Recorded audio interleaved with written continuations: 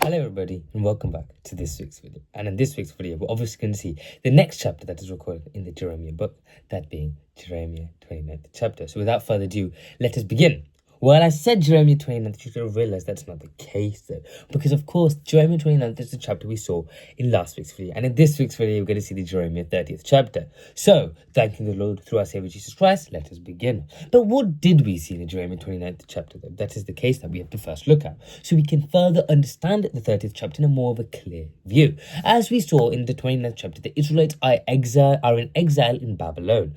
God tells them through the prophet Jeremiah to settle down, build homes, plant gardens, and live peaceful lives there, and basically submit themselves as people of this society. Now, they're going to be in Babylon, to whom God provides them for 70 years, God clearly says, according to his numbers. So they shouldn't expect a quick return. So that is why God is preparing them now itself to adjust to Babylon.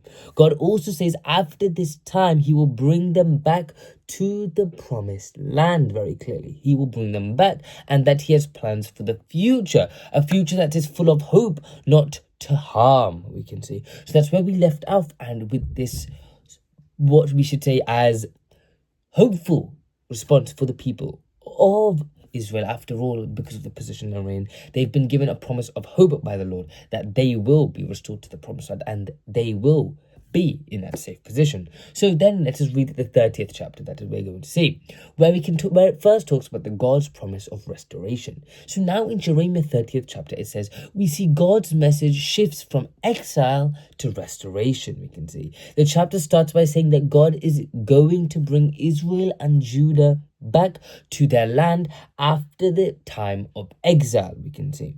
But it's not just about returning home, though, you can see. It's also about God restoring them in a deeper way, of course, because that is the main reason God has put them in this position. It's not about them just going into exile and coming back. It's more of an in-depth reason so that this does not repeat again, for good the Lord and for his people. As we can see in the first three verses, we can see, that's what it says.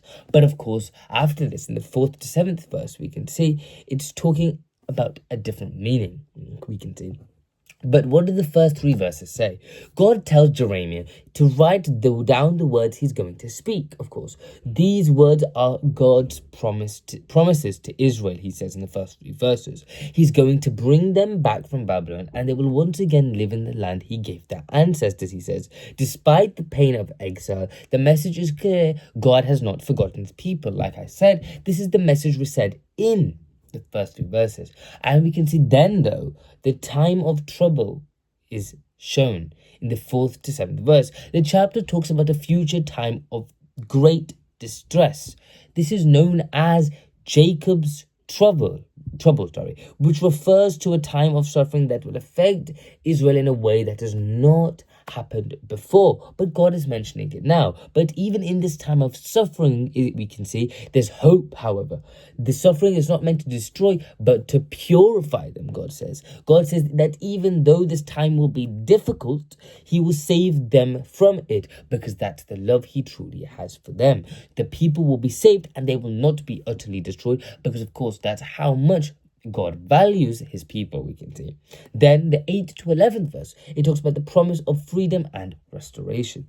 After this trouble, God says and God promises that he will break the yoke of their enemies, we could see. He will set them free from oppression, and the Israelites will no longer be slaves to foreign nations. This is what God is promising in the foreseeable future to happen, because of course we can see, but this is talking about a future time, from the 4th verse onward, as of course this is a period of known as the Jacob's trouble that we see. And we can see after this, we can see the supplementary actions. We can see it shows that after this trouble, the yoke will be broken from the enemies and they will be free and no longer slaves to foreign nations. We can see instead they'll be free and worship God as their true king, we can see. And God reassures them that he is with them and will not leave them even in the midst of tough times, for that is the power that he truly possesses. Then we can see in the 12th to 17th verse, healing and restoration.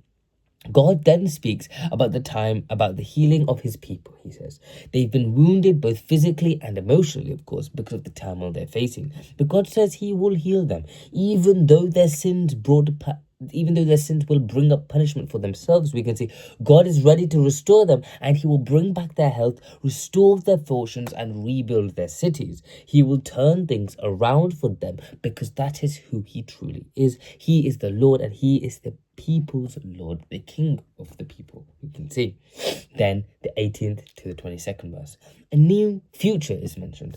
The people of Israel and Judah will return to their land and rebuild. We can see they will sing songs of joy. God will make them prosperous again. This restoration will be a sign of God's faithfulness to the people themselves, and the people will be his people, and he will be their God. This new future will be a sign of the covenant that God keeps with them. We can see. Then the final judgment comes into play for their enemies in the 23rd to 24th verse, where it says, God also promises that he will judge those who have been oppressing his people. The enemies who have caused pain and suffering will face the consequences of their actions, and God's anger will be directed at those nations, and they cannot escape his judgment for the actions they have committed, for that is because they are his people, and he is the Lord, here to support and guide them into his path, and here to support them to stay faithful. And anything that obstructs them from doing so, God will take action against that.